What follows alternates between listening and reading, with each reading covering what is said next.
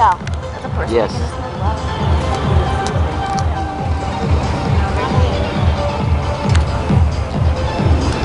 Watching the black gold canopy to appear on his solo jumper.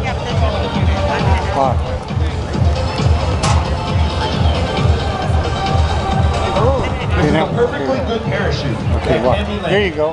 However, the jumper will reach up to at least one side of the canopy, causing it to malfunction.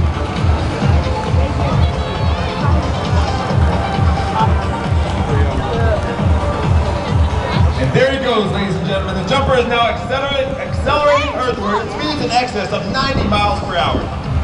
It would be impossible for the jumper to survive a landing under this parachute. He has released it and returned to free fall. Awesome. And there you have the opening of his main parachute. A round of applause for our emergency procedure. This is the same procedure that a free fall parachutist would use should he encounter a problem with his main parachute.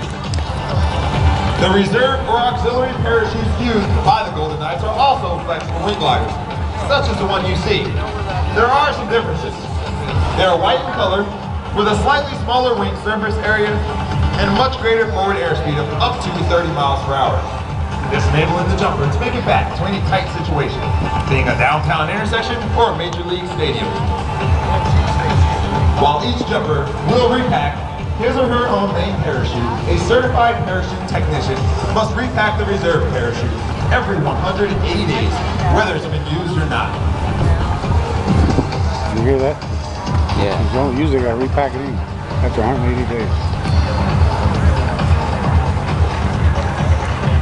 The average Golden Knight is 26 years old and has over 1,200 free fall parachute jumps. He or she joined the Army for a multitude of reasons. Educational benefits, travel, excitement, and a chance to mature. In short, to get an edge on life.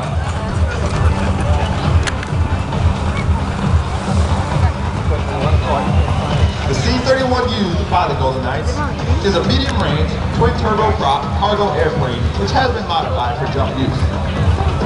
It has two large doors in the rear of the aircraft, which can be opened during flight. The cabin can be pressurized from travel from Fort Bragg, North Carolina to various performances throughout the country. Give a round of applause for our cutaway demonstrator.